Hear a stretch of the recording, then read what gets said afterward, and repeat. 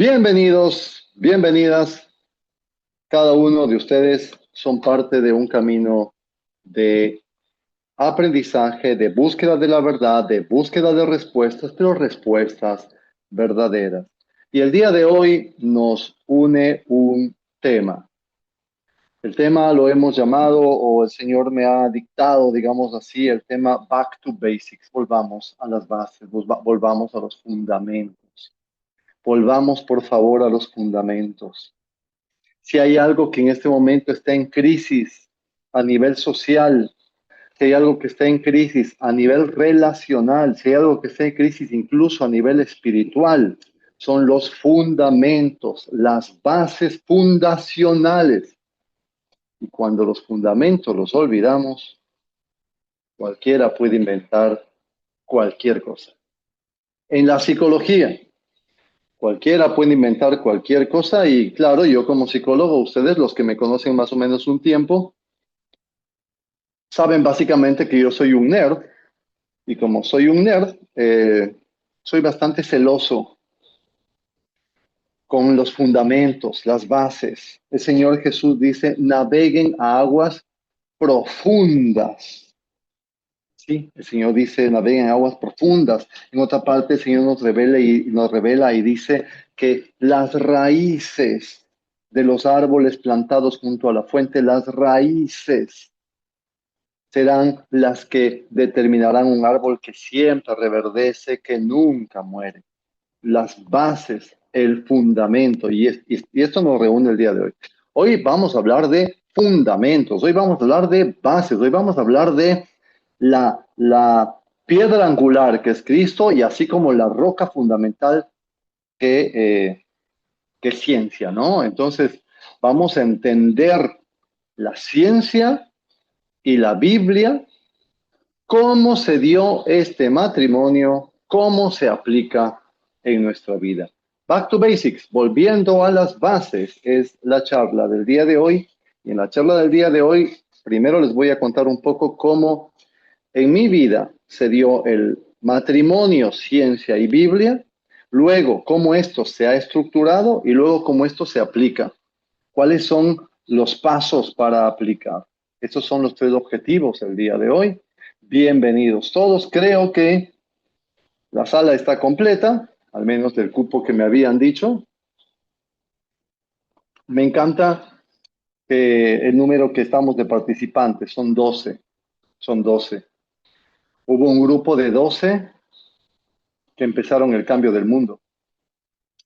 El 12 me gusta, el 12 me gusta. Hubo un grupo de 12 que empezaron a cambiar el mundo. Y hasta el día de hoy estamos nosotros. Y esos 12 se volvieron millones y esos millones siguen cambiando el mundo. Vamos adelante un poco. Hoy quiero contarles primero que nada una historia muy personal, porque lo que a mí me interesa es que en la búsqueda de la verdad, el testimonio personal es la primera verdad a la que cualquiera de nosotros tenemos acceso. Antes de encontrar las verdades teóricas y conceptuales, es importante empezar desde las verdades experienciales. La experiencia. Y dentro de esa experiencia, pues cada uno de nosotros ha tenido un camino de este lado de la vida y yo también. Hay una razón por la cual cuando yo creé la escuela de reingeniería de pensamiento inconsciente, esta fue, esto fue el producto, esto fue el fruto de un camino de vida en la cual poco a poco se fueron acercando dos alas del espíritu que busca la verdad. Repito, todos nosotros tenemos un anhelo de encontrar la verdad. Tú tienes un espíritu que busca la verdad, pero en el viaje del espíritu que busca la verdad hay dos alas, la ciencia, la razón, la descripción de todo lo que existe y la Biblia, la fe, el sentido de todo lo que existe. La ciencia nos describe lo que existe y la Biblia nos describe por qué existe, para qué existe, cuál es el sentido de la existencia. La ciencia nos cuenta exactamente la maravillosa unión de todos los elementos para poder comprender lo existente. La Biblia nos revela la mente detrás de esos elementos, detrás de todas esas piezas, detrás de ese funcionamiento, y cómo esa mente tiene un plan de amor para eso.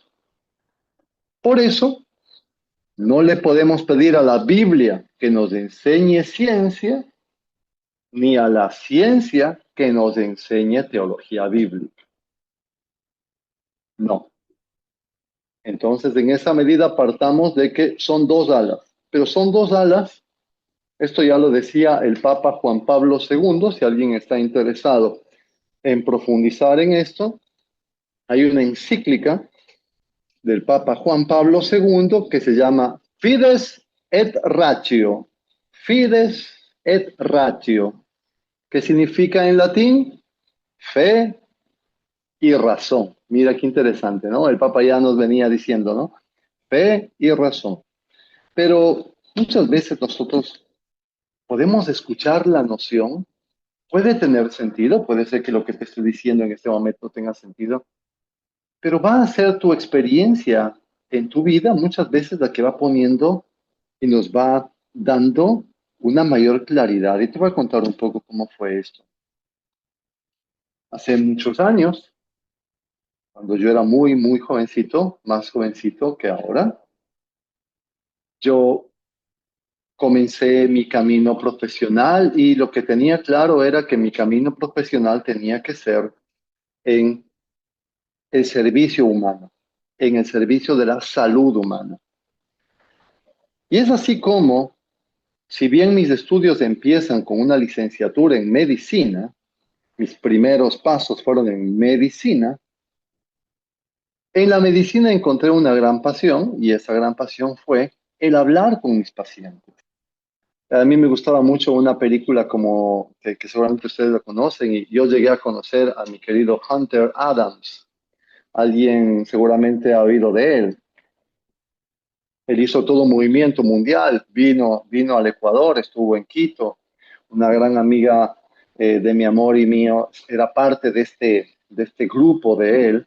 Es conocido mundialmente como Patch Adams y fue en algún momento llevado a la pantalla del cine, Patch Adams.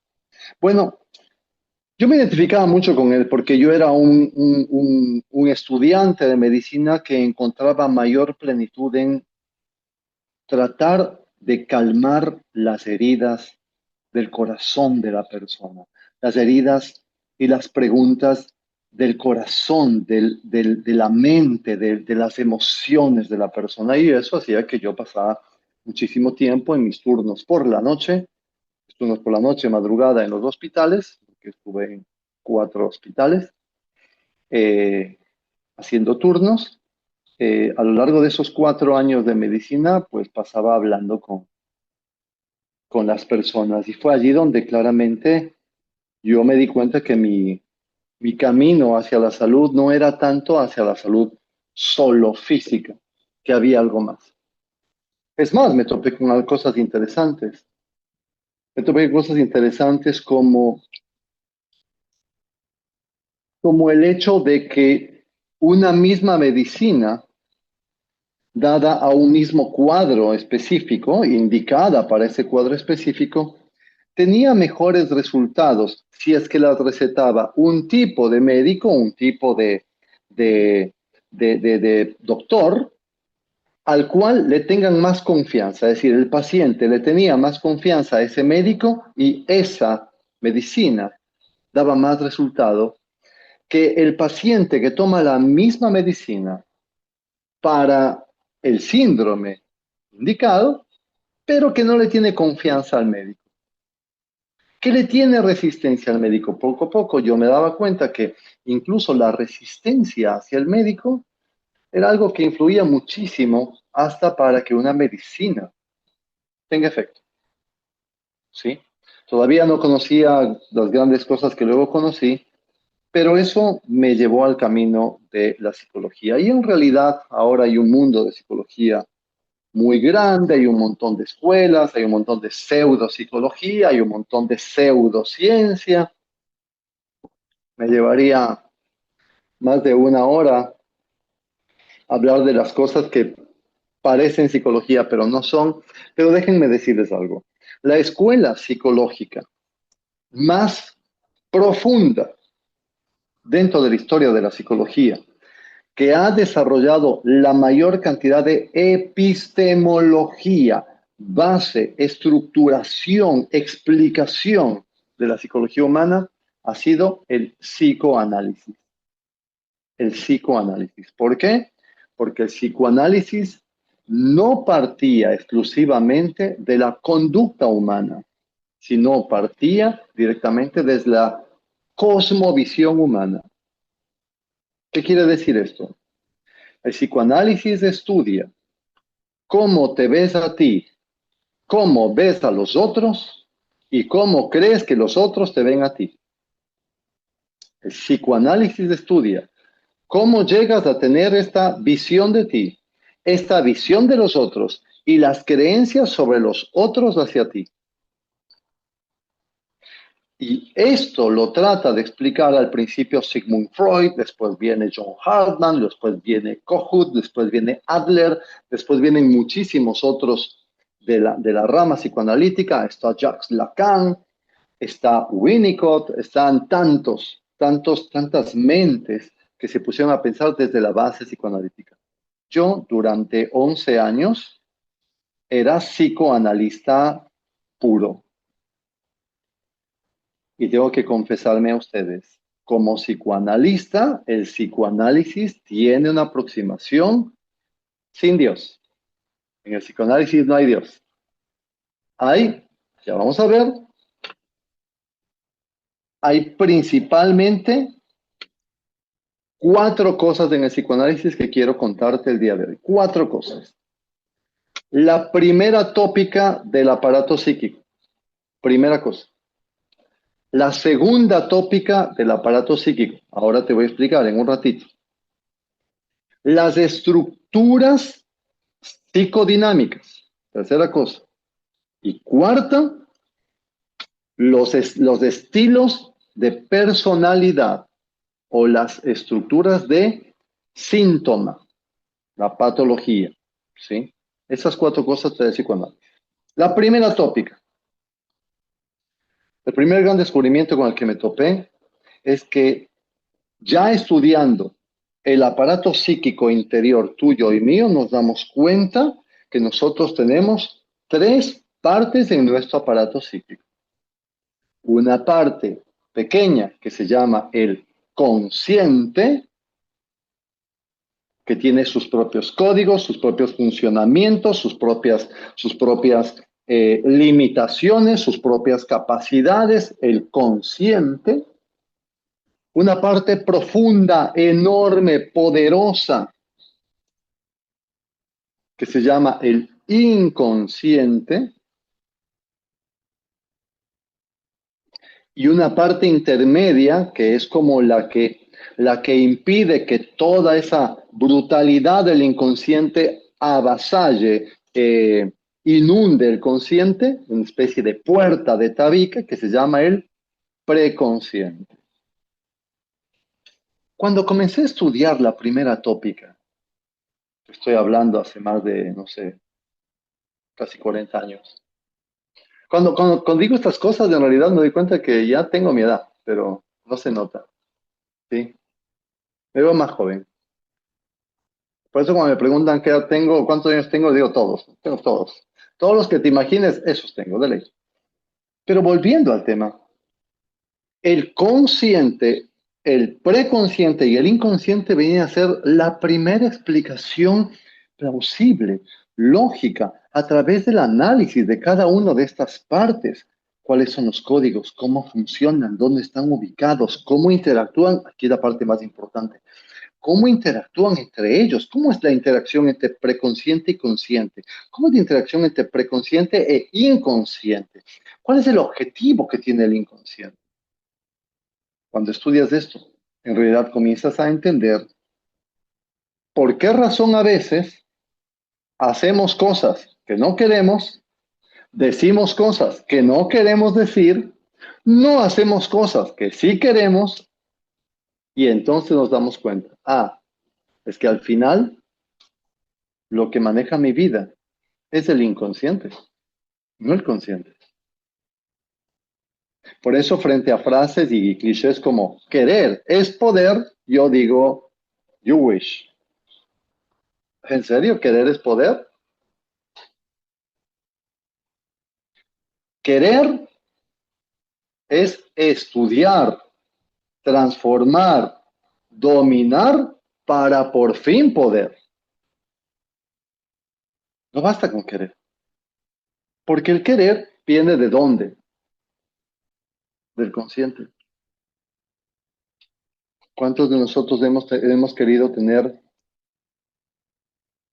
un hermoso día donde mi pareja y yo solo sonriamos, nos demos besitos, pasemos bien, nos sintamos acompañados?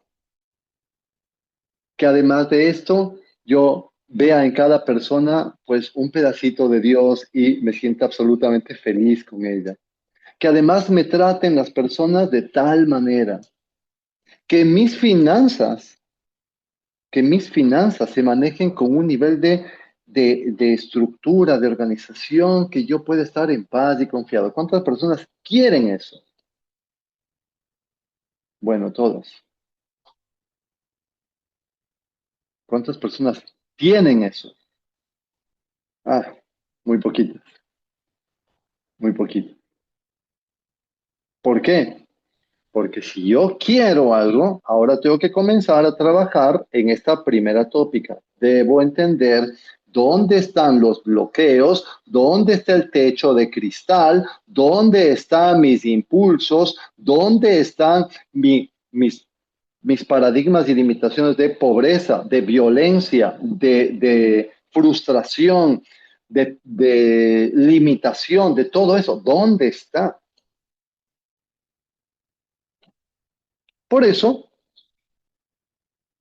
mientras yo no sepa no solo dónde está, sino qué hacer, el psicoanálisis te da la segunda tópica. La segunda tópica, el mismo aparato psíquico, la segunda tópica dice que el mismo aparato psíquico tiene tres, vamos a llamarlo así, personajes, fuerzas libídicas, fuerzas que pugnan dentro de nuestro aparato psíquico, que es el yo, el superior y el ello, segunda tópica de Freud. El yo, el superior y el ello. ¿Qué es el superior? El superior es la ley, lo que se debe hacer, lo correcto para hacer. Es una ley que viene en el nombre del Padre familiar, en el nombre del Padre patria, en el nombre del Padre Dios, lo correcto. La ley tiene estos tres representantes psicológicos. Mi padre familiar, mi patria, que patria significa padre, mi padre social, y mi padre Dios. Los tres son representantes de la ley, de las cosas que no debes hacer, de las cosas que debes reprimirte, de las cosas que debes retenerte, de las cosas que debes evitar, de las cosas que están bien y de las cosas que están mal. Superior, superior. Pero por otro lado, la segunda tópica de Freud dice que también tenemos otra fuerza que es el ello, conocido también en el latín como el it y en el griego como el id. Cambia la D y la T nada más. Pero ¿qué es el ello? Para Freud, el ello son las pulsiones más básicas del ser humano, casi pulsiones del principio del placer o del principio de la ira, del principio de la muerte. El principio del placer como principio de vida y el principio tánatos o thanos, el principio de la muerte. Esto está en el it. Es decir, los deseos más inmediatos de placer, casi animales. Deseos inmediatos de placer o deseos inmediatos de muerte. Cuando a veces, por ejemplo, nosotros nos enteramos en noticias de algunas cosas que han hecho algunos delincuentes, a veces nos preguntamos, pero ¿cómo pueden haber hecho esto? No, ¿cómo puede ser? Eso no hace ni siquiera un animal. Claro, porque el animal no tiene la estructura del aparato psíquico, los seres humanos sí. Y en la estructura del aparato psíquico hay esta fuerza que puede convertirnos en un monstruo, no en un animal. Los seres humanos somos los únicos seres capaces de llegar tan cerca de Dios como tan cerca y tan abajo, incluso más abajo que un animal. ¿Por qué? Porque tenemos el it, el ello. Y está el yo. Está el superior, está el ello y está el yo. ¿Qué hace el yo? El yo negocia. ¿Entre qué negocia? Entre la pulsión y el deseo que viene del ello. Yo tengo unas ganas de matarte, ¿o no? Tengo unas ganas de tener sexo contigo, tengo unas ganas de agredirte, tengo unas ganas de estas deseos, pulsiones, que van a entender más adelante que, entre otras cosas, la Biblia nos revela otras cosas interesantes, pero en el psicoanálisis, deseos puros. Pero por otro lado tengo una ley que viene de Dios, de la sociedad y del Padre, y el yo va negociando para saber qué cosas sí me voy a permitir, qué cosas no me voy a permitir. Cabe indicar entonces que cuando el yo es fuerte, tenemos una persona más equilibrada y capaz de manejarse de mejor manera que cuando el yo es débil, porque cuando el yo es débil o el yo se rompe, pues puede salir todo el ello y el ello solo nos convierte en menos que animales. Yo estaba fascinado aprendiendo las dos tópicas del psicoanálisis, pero luego vinieron otras cosas más. También aprendemos desde el psicoanálisis y todo lo que les estoy diciendo ahorita son vivencias de cómo llegué yo a este matrimonio ciencia y Biblia. Hasta ahorita estamos hablando de ciencia pura. Sí, ciencia pura. ¿Por qué el psicoanálisis de ciencia? Porque el psicoanálisis se basa en casuística, filosofía, principalmente casuística, filosofía, hipótesis. La hipótesis se lanzaba, se veía en la casuística si funcionaba y si sí funcionaba, entonces se estructuraba. Entonces, es parte del comportamiento de las ciencias humanas. Hipótesis, casuística, comprobación de hipótesis, ciencia. Entonces, luego el psicoanálisis nos cuenta que toda esta dinámica entre el consciente, el preconsciente y el inconsciente, el superior, el yo y el ello, van formando una historia de luchas en las cuales se va generando a nivel inconsciente, se va generando estructuras. Estructuras. Las estructuras dinámicas son estructuras de personalidad. Las estructuras dinámicas son estructuras de personalidad. En el diplomado, por ejemplo, cuando yo les enseño, muchos de los que están aquí están estudiando el diplomado ya, cuando yo les enseño las bases de la psicología, entramos directamente a las estructuras de personalidad, que desde el psicoanálisis son tres: neurosis, psicosis y perversión o psicopatía. Hace poco salió, qué importante que es esto, estudiar ciencia de verdad, inclusive para tener un criterio mejor. Hace poco salió una serie que es el boom ahorita en Netflix, pero a lo mejor la vieron, a lo mejor la van a ver, que se llama Adolescencia. Cuando ustedes estudian las estructuras de personalidad, primerito y segundo, entienden las tópicas ¿Cómo estuvo el yo de ese chico? ¿Cómo estuvo el super yo? ¿Qué tan fuerte era el super yo para ese chico? ¿Qué tan fuerte era el ello, la impulsividad, los rasgos casi animales? Porque claro, cuando uno ve la serie dice, ¿cómo puede ser que esta persona llegue a hacer eso? Bueno, el cómo está en el psicoanálisis. Ahí entendemos si es que ese chico actuó desde la neurosis o actuó desde rasgos psicopáticos perversos. Y ahí podemos ver, inclusive leer metalenguaje. O desde la psicosis, desde la psicosis. Sería chévere para un foro por ahí más adelante hacer un foro sobre la serie adolescencia, ¿no? Sería interesante. O desde otras películas. Hubo un tiempo el año anterior que hacíamos foros de películas. Era muy entretenido, les cuento. A mí me encantan las películas, me encanta hacer análisis casuístico desde allí. ¿Por qué? Cuarta cosa que te da el psicoanálisis.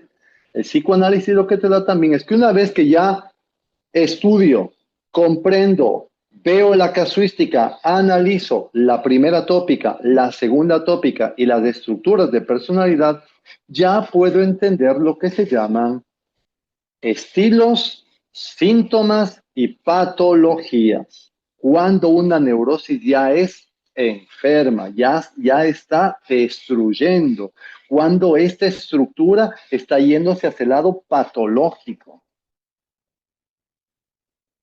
cuando en realidad necesitamos urgentemente cambiar un programa inconsciente porque se está repitiendo en mi vida en pareja, se está repitiendo en mi vida en economía, en dinero, se está repitiendo en mi vida en mis relaciones incluso de salud.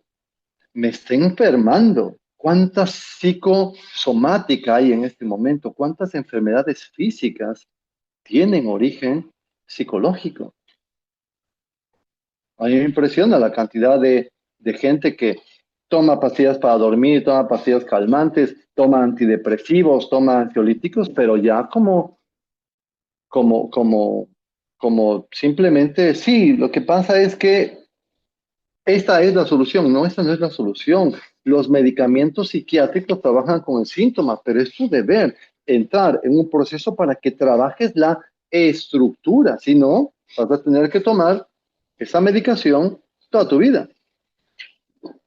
De hecho, hay psiquiatras que te dicen, mire, lo que pasa es que usted va a tener que tomarse esto toda la vida. Yo vengo el día de hoy y te digo, no, no es cierto.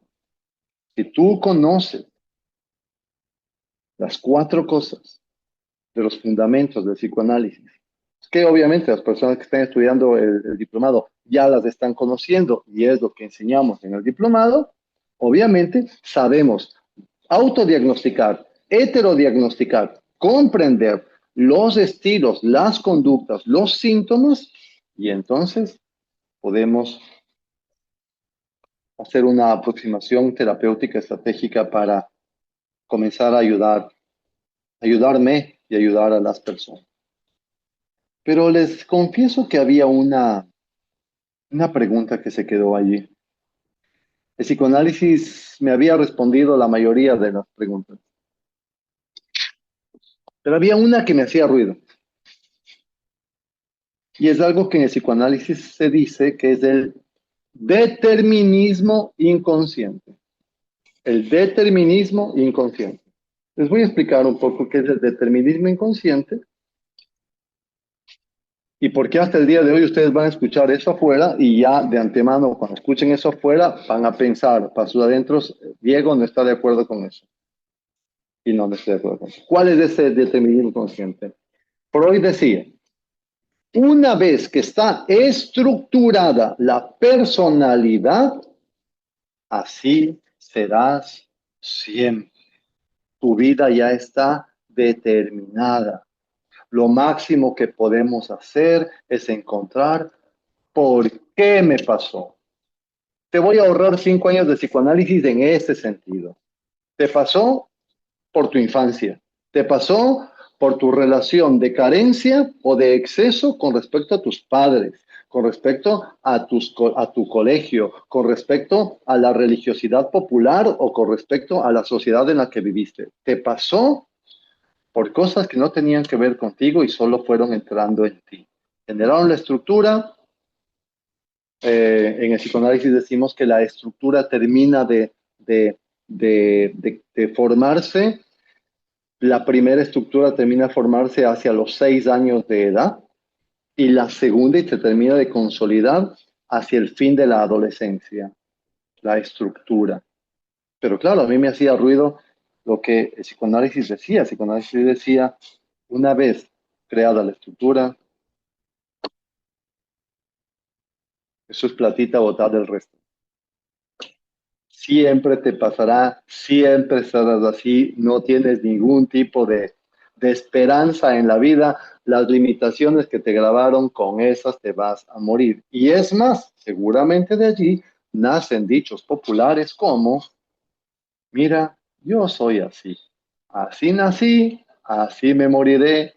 Al que no le guste, que vea para otro lado, porque yo soy así. Era algo que no me terminaba de cerrar. Claro, en ese momento yo no sabía más que medicina, es bastante limitada. La medicina es, el cuerpo humano es una máquina perfecta, una máquina que tanto a nivel microscópico como macroscópico es perfecta, pero si se daña, hay que componer esa parte, nada más. La medicina no te da otra cosa. Y el psicoanálisis te decía, pasados los 6 años primero, y todavía vas a escuchar a la gente así, no, es que después de los 6 años ya no hay nada que hacer, ya quedó. Las mamás y los papás viven asustados con eso. Y me parece que está bien que se asusten, porque así se ponen a trabajar en aprender, ¿viste? Aprender a ver qué hago ahorita, pero les tranquilizo, es decir, a los 6 años se forma la estructura base, sí, a la adolescencia se está consolidando la estructura base, sí, pero podemos hacer un montón de cosas para transformar esa estructura, pero el psicoanálisis no te dice. Fue mucho después que pasó algo en mi vida. La hermana muerte vino a visitarme, no a mí, pero a mi familia, cerca mía. Y empecé otro camino. Empecé el camino de la filosofía. Me encontré con gente maravillosa como Heráclito. A mí me encantó Heráclito. Eh, me encantó todo el epicureísmo. Me gustó mucho todo un movimiento del estoicismo. Eh, Todas estas cosas me gustaron. Y por otro lado, no me gustó Platón y luego entendí por qué. El Platón a mí me hacía ruido desde el Go, pero Sócrates me encantaba y Aristóteles también. Yo estaba fascinado con la filosofía, pero llegó un momento en el que tenía que especializarme y como el psicoanálisis tiene como base la filosofía griega, dije, eso ya sé, especialicémonos en filosofía oriental. Para entonces estaba muy de moda los enlatados orientales tipo yoga, con todo respeto a los que hagan yoga, pero ese tema de que yo hago yoga después del cycling, hago yoga, después del yoga hago baile terapia y después de baile terapia me voy al CrossFit. Si no tienes idea de lo que es el yoga, en realidad tú lo que estás haciendo es stretching, que no es lo mismo, ¿sí? Porque el yoga es una filosofía védica. Inclusive si quieres hablar de los libros yógicos, tienes que leer. Y después de leer, hacerte el loco de otros libros, porque tienes que leer estos para ver si no te estás quedando pasos atrás con las propuestas yógicas. Entonces dije, ok, mi especialidad va a ser en filosofía oriental. Voy a meterme en filosofía oriental, voy a estudiar los libros védicos, voy a estudiar el Bhagavad Gita, voy a estudiar las cuatro nobles verdades de Siddhartha Buda, voy a ver qué es lo que dicen estos a nivel filosófico, solo filosófico, buscando la verdad. Y me encontré con las primeras cosas que me llamaron la atención. Ya habían indicios en filosofías védicas, en filosofías de libros yógicos, en filosofía de libros, sobre todo de corte oriental, eh, hindú principalmente, con respecto a la posibilidad de que una persona pueda cambiar la estructura interior que tenga, lo cual era una excelente noticia. porque yo había crecido, yo había caminado hasta el punto en el que Freud dijo, ¿qué edad tienes? Ah, ya pasaste la adolescencia, ya, ¿sabes qué? Podemos hacer las sesiones, yo te voy al final a decir que eso pasa porque tu papá, porque tu mamá, porque te dio mucho cariño, porque no te dio mucho cariño, porque tu papá era muy metido, porque tu papá era muy ausente, porque te pegó, porque no te pegó lo suficiente, porque te dieron muchos besos, porque nunca te abrazaron. Es impresionante. En el psicoanálisis no importa lo que haga el papá o la mamá, siempre está mal. Es interesante, siempre está mal. O sea, ya nada. Y claro, yo comencé a encontrarme con esta filosofía que decía, es posible cambiar. Lo que no me gustaba es que era muy etérea, muy mágica casi, ¿no? Por ejemplo, el príncipe Siddhartha más bien invitaba a una especie de aislamiento y una especie de muerte del deseo, ¿sí? Siddhartha Buda decía, el origen del sufrimiento es desear. Freud decía, el instinto básico del ser humano es desear. Ahí había una contradicción. Buda decía, tenemos que llegar a un punto en el cual al aislarnos de todo y al desconectarnos de todo podamos no desear. Y cuando no deseemos, entonces estamos en un nirvana en el cual nada nos falta. ¿Por qué no nos falta nada? Porque no deseamos nada. Eso rompía todo tipo de posibilidad relacional, rompía todo tipo de conexión con nada, porque la idea era no desear. Pero ya había unas pequeñas cosas, hasta que estudiando filosofía oriental me encontré con la filosofía esenia, una de las 12 tribus de Israel. Y en la filosofía esenia, el más famoso de los esenios. Estoy seguro que ya adivinaron cuál es el más famoso de los esenios. Los esenios, conocidos como los hermanos de blancos, era una de las 12 tribus de Israel que evitaban meterse mucho con la sociedad, eran como un poco aislados de la sociedad, pero tenían una cosmovisión totalmente diferente y el más famoso de los decenios es Jesús de Nazaret. Cuando yo comencé a leer, yo llego a la Biblia, pese a que yo nací en una familia católica, cristiana, pese a que yo sabía la liturgia cristiana y a mí ya me habían dicho, Cristo es Dios, no había estudiado a Dios, no había estudiado la Biblia. Y fue estudiando filosofía que me reencuentro con este tal Jesús y comienzo a estudiarlo.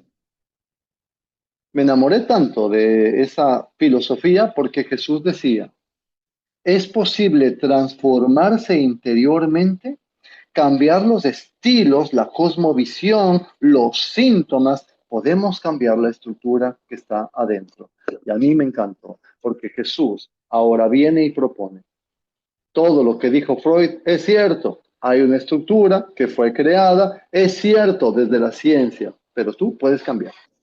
Puedes cambiar la estructura que está en el inconsciente y puedes aumentar el poder del yo. ¡Wow! Claro, la pregunta obvia es, ¿y cómo? Entonces, teología. Me metí a estudiar teología. Tengo que estudiar lo más científicamente a este Jesús. Y entonces comencé a leer la Biblia no solo desde el punto de vista de la iglesia primitiva, que es la iglesia católica, sino desde la ciencia de la Biblia, la teología. Vamos, Señor, dime cómo. Y ahí me fasciné porque me di cuenta que Jesús cambia la cosmovisión cultural, cambia la cosmovisión de pareja, cambia la cosmovisión de autoimagen y autoestima, cambia la cosmovisión del sentido de la vida y cambia la cosmovisión de cómo relacionarte con Dios. Es decir, Jesús viene en una época donde, freudianamente hablando, todos los que estaban allí tenían una estructura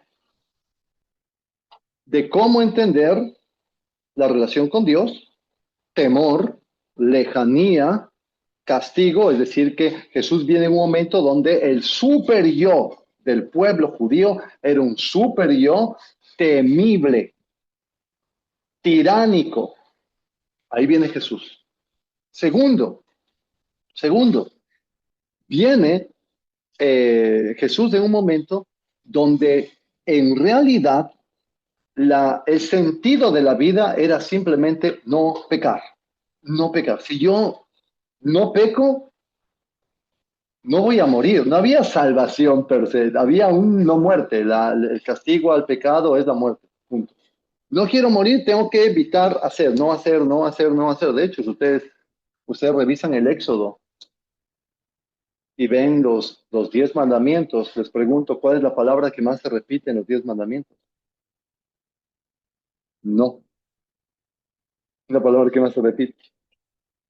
En una programación del superior en el inconsciente, llega Jesús y transforma todo. ¿Cuánto tiempo? 3 años. ¿Haciendo qué? Hablando, enseñando y practicando algo que solo podía venir de Dios, tanto que ahora nomás estaba escuchando cómo los primeros seguidores de Jesús, aquí tengo la Biblia, los primeros seguidores de Jesús decían, como ven, un poco para que vean, ¿sí? Mi Biblia está un poco señalada, como verán por ahí, y es porque aquí está la otra base de todo lo que nosotros hacemos en RPI. Nos van dando pistas, claves para entender, este no es solo un gran sabio. La sabiduría que tiene Jesús es exactamente la sabiduría de aquel del cual hablaban los profetas siglos antes. Él es Dios. Para mí eso también fue un shock. ¿Por qué? Porque hasta entonces el cambio de la mente, de la vida, de la conducta de las personas no tenía nada que ver con Dios. Yo tenía separado, una cosa es la terapia y otra cosa es tu vida con Dios. Pero cuando tú comienzas a ver las claves, por ejemplo, Jesús y la Biblia nos habla del inconsciente. Solo creer que en el inconsciente la palabra que usa es lev, L-E-V, lev, pequeña, por si acaso, si quieren consultar. Lev. ¿Qué significa lev y cómo la tienen traducido ustedes en su Biblia? Corazón. Cada vez que ustedes lean la Biblia y vean la palabra corazón, es el inconsciente. El inconsciente. En el inconsciente se libra la gran batalla entre las fuerzas del mal y las fuerzas del bien. Y entonces en esta gran batalla me di cuenta que es posible cambiar la estructura de la cual nos reveló Freud que tenemos, pero es posible cambiar a través de claves, pistas, cooperación entre nosotros y algunas otras cosas que ya fueron añadiéndose después. ¿Por qué? Porque una vez que estaba entendiendo que Jesús ya hablaba de inconsciente, Jesús ya hablaba de pensamiento, Jesús decía que el cambio de lo que nosotros tenemos que hacer no es de lo que hacemos, sino de cómo pensamos. Jesús decía que nosotros tenemos que cambiar la forma de ver las relaciones con Dios, las relaciones con los otros y las relaciones con uno mismo. Jesús nos invita a un camino en el cual yo entiendo que soy hijo de Dios y desde esa visión de hijo de Dios yo tengo que comenzar a pensar como hijo de Dios, a actuar como hijo de Dios y preguntarle a Dios cuál es el sentido de mi vida. Todas estas cosas comenzaban a tener mucha fuerza y mucho sentido. Pero ahora, ¿cómo? Y ahí aparecen otra vez. Pasé de la ciencia a la Biblia y luego terminé en ¿dónde? En la ciencia nuevamente. De ahí vienen mis últimos posgrados, que es epigenética, primero epigenética y luego lo que es psicología profunda cognitiva. Cuando hablamos de epigenética me di cuenta, por ejemplo, que Jesús nos dice exactamente principios de epigenética. ¿Qué es la epigenética? La epigenética son cómo cambiando tu pensamiento puedes llegar a cambiar tus acciones y tus hábitos y cómo cambiando esos hábitos puedes llegar a cambiar tu, tus genes, tus células, cómo puedes tener mejor salud, cómo puedes tener un un mejor semblante, cómo puedes inclusive seguirte viendo joven aunque pasen los años. Y no quiero sonar vanidoso con lo que les voy a decir a continuación, ¿eh? Pero me ha pasado unas cuantas veces y por eso como acá la mayoría nos conocemos y somos un poco como amigos, les voy a contar esto. Eh, Me ha pasado algunas veces, pero les voy a contar dos de esas. Hace poco tuvimos una reunión en la casa de mis hermanos. Fuimos, no me acuerdo por qué era, creo que era, no me acuerdo, Año Nuevo, no me acuerdo qué era. Pero estuvimos toda la familia, ¿no? Toda la familia. Fue hermoso, interesante porque habían personas invitadas que no eran parte de la familia. Había familia, pero también amigos. Y alguien le retó a uno de los invitados a que diga quién es el hermano mayor y quién es el menor. Yo obtuve el puesto del menor y yo soy el mayor de los cuatro hermanos. ¿A qué le atribuyo yo a eso? A la Biblia y a la ciencia. Y hace poco también ¿qué sale? Nuera, la esposa de mi hijo, estuvo en una fiesta con mi hijo y alguien le reconoció a mi hijo porque obviamente yo le llevaba en una mochila a mi bebé cuando era bebé de ese tamaño, ahora tiene 30 y pico de años, pues más alto que yo, pero cuando yo le llevaba en una mochila a la universidad, pues un montón de mis compañeros y compañeras le conocieron y le reconocieron y se acercaron y demás. Y decían, claro, yo estudié con tu papá, yo estudié con tu papá, yo estudié con tu papá. Como yo he estado en varias carreras universitarias, que alguien haya estudiado conmigo es bastante posible. Pero sí, yo estudié con tu papá, yo estudié con tu papá. Y la que estaba sorprendida era mi nuera, quien me escribió y me dice, es impresionante, todos los que habían estudiado contigo parecían por lo menos 10 años mayor que tú.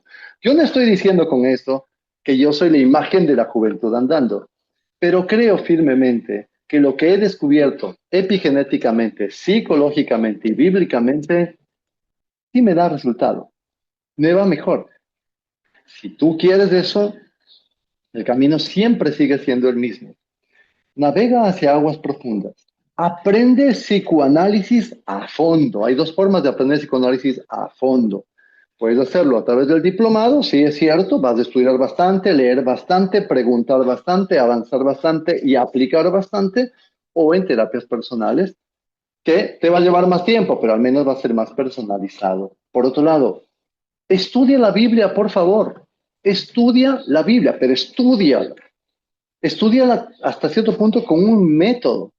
Yo siempre digo, de hecho, algunas de las personas le conocen a Juan Andrés y Juan Andrés toma sesiones conmigo para estudiar los orígenes de la iglesia y la Biblia desde un punto de vista teológico. ¿Sí? ¿Por qué? Porque obviamente si no basta con leer la Biblia y escuchar alguna charla piadosa que sea así, tú puedes y yo declaro que tú puedes, eso es motivación. Tenemos que estudiar en serio la Biblia desde las claves y los secretos que el Señor nos revela. Y por último, practica todo lo que estudias. Practícalo una y otra y otra y otra vez, porque todo cambio solo es posible con práctica, con práctica. ¿Sí? Yo puedo leer 20 libros de fútbol, que los hay. Yo tengo el de Pep Guardiola, los saben de fútbol. Pero leyendo no me voy a volver buen jugador de fútbol. Leer desde el inicio. Leer es el inicio. Sé también que hay preguntas que estoy seguro están en este momento en tu mente, pero les he contado un poco cómo después de que yo pasé de ser científico puro del psicoanálisis, luego estudiar la Biblia, después ya me abrí, ¿no? Medicina, epigenética, biología celular y bueno, para comunicación hice coaching. Lo digo con esta cara porque mucha gente cree que el coaching es la solución. El coaching son técnicas de comunicación. No, no te va a dar más que eso. Eh, Obviamente entendí que no puedes encontrar realmente la plenitud solo con la ciencia, porque tu relación con Dios, con la fuente de toda la energía de bondad, es indispensable. Y por otro lado, No puedes encontrar la solución a tus problemas psicoemocionales solo con la Biblia. Por eso nosotros decimos en la Iglesia Católica que uno de los dones del Espíritu Santo es el don de ciencia. Es interesante, ¿no? La Iglesia Católica dice, uno de los dones del Espíritu Santo, que son 7 dones, uno de los dones es el don de ciencia. ¿Eso qué significa?